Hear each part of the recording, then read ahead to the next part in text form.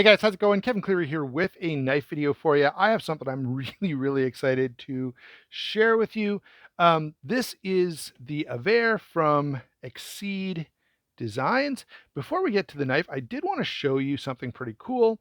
These are going to ship with, yeah, we've got a little magnetic box here. Look at the hardware. Not to mention, I mean, we've got a Torx driver. We've got replacement screws, including a replacement clip screw for the back. We've got a lock bar insert, pivot. I mean, this is really nice, and you don't always see this. So if you're watching this, if anyone from Exceed Design is watching, that is a 100% home run on your part to include those things with the knife. And now let's take a look at the knife itself. This is an absolute winner. Um, gorgeous design. Look how cool this is.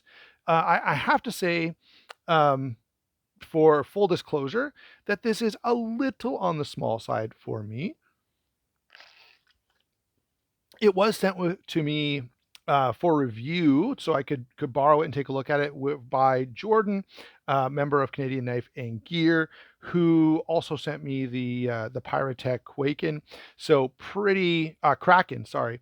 Um, so pretty stoked to be able to check these out. Both of these knives were knives that I was super curious about, but that I were a little on the small end, so wouldn't be knives that I'd want to buy and own and keep in my collection. So him being willing to share these with me for a little bit of time was a real great benefit. Let's go ahead and take a look at this. I want to point out that this is so nicely done. We've got this great polished stone wash, absolutely gorgeous blade, nice and thin behind the edge, M390. Everything is chamfered. The blade. So I'm just trying to talk a little bit about how impressed I am with this, because the price point on this is very attractive. Then we have this milled titanium. We've got the decorative pivot here, integrated backspacer. I'll give you guys a second look, but I just want to touch on these features a little bit because there's a lot of little details that are done well for $180. Now, at $180, you don't get the texturing. That's going to cost you a little bit more. There's also different coatings you can do. So if you do a black coating, I think that costs a little more as well. But the highest, it looks like the highest you can bump the price up to is 240. So still, for a titanium frame lock in M390 with this level of attention to detail and this level of fit and finish, that is a very attractive price point. I mean, exceptionally well done. Um, so, and by the way, I did take a look on the website and find out they are still available. So if you want one, you can go order one right away. And there is going to be a bit of a wait. They talk about like a 2 to 4 week wait before your order is finished. So that probably puts it at, you think if it's 2 to 4 weeks before your knife is even done, another 2 weeks or something for it to get to you. You're probably 4 to 6 weeks out from having that knife, but still. I feel like half the time when I'm reviewing a knife, they're not available. And so the fact that this is pretty darn affordable is very exciting to me. So now let's come back and look a little bit closer. Look at that blade. We have a compound ground blade, sort of tanto-ish, although not a true tanto because there's not a secondary tip there. Clip point, it's very subtle. It almost looks like a drop point, but there actually is a very distinctive clip there above that swedge. And I do, again, want you to just notice the finish. Like, it's almost a mirror polish over a stone wash. So nicely done. I mean, the level of work involved in this, I don't know how they're doing it for the price they are. And maybe that price will increase, but boy, I hope it doesn't. Really great. Very thin behind the edge, moderate stock thickness. So this is a little under 1/8 of an inch. which for a knife like this, now let me add here. This is a great office carry. It's a great EDC style knife. Like this is not, I'm jumping out of a helicopter and surviving in the wilderness type of knife. It's not, I'm deploying overseas type of knife. Okay. It's more of a light duty EDC, and in that role, I think it's absolutely phenomenal. Blade is really, really good for that kind of stuff, and probably could even be flexed into some other roles as well. Having touched on the blade there, let's actually, you know what, I'm getting ahead of myself. I always like to do size and weight before we get into some of these details. So let's do that really quickly. This is a little on the small side. So if you're, if you're someone who likes larger knives like I am, this may not be exactly your cup of tea, although let me say, even for me, I could see owning this knife as sort of something to carry to the office or to a wedding or funeral or whatever the case may be when you need something a little dressier. Um, this is great, and it's one of those knives that I don't think is going to be too upsetting to the general public because of the shape and the look of it. Okay, so 7 and 7/16 overall. 3 1/8 on the blade. You guys know I like to see a 3.5 inch blade, so that gives you an idea. My dog is freaking out right now. 1 second, guys. But for the size of knife this is, the blade is very, very nicely done, and I have no complaints at all. Moving on to the action, the lock bar is very accessible. You can see there is a nice lock bar insert there, and we already saw that there's a replacement included. The pivot is so smooth. The action on this is very, very good. I mean, good action is pretty much expected at this point because, bearings are prolific.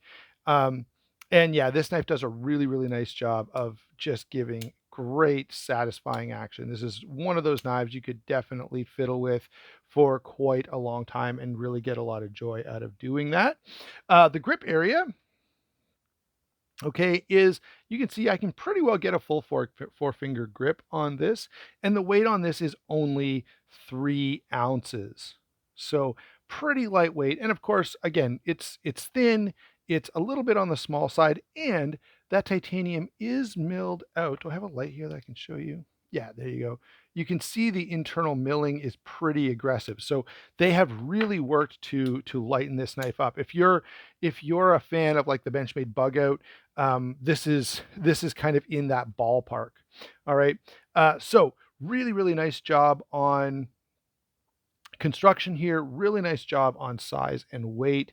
A little small for me, but the design is so compelling, guys, that I still find this knife pretty interesting and easy to recommend along those lines. The texturing does add a bit of grip. I don't think it's necessary for this style of knife. Smooth titanium would be perfectly fine, but the one I have and the one I'm showing you happens to be the one with the extra milling on it. It's comfortable, but it's thin. So it's not going to be, this is not an 8010. This is not a Recon 1. This is not the knife you're going to, want to go and build a survival shelter with.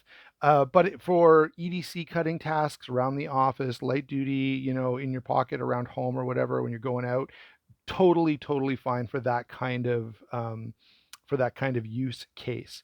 The lock bar cutout is internal, which is great. The stop pin, by the way, I didn't show you this before, but the stop pin is internal as well. If you look back there. Okay. Now, the other thing that I want to point out before we stop looking at the details here is the clip. One, the clip perfectly suits this design. It's really, really nicely done, and it is reversible. So you can see how the clip, whoops, drops into this extended piece of backspacer where we also have the lanyard hole integrated there. And so, yeah, pull this screw, flip it around the other way, and you can now have your knife set up for left side carry. Obviously, the lock bar itself is not moving, so lefties are going to have to deal with that kind of backwards lock bar movement that you are probably all used to because you've got tons of knives that are just like this, at least if you're an enthusiast.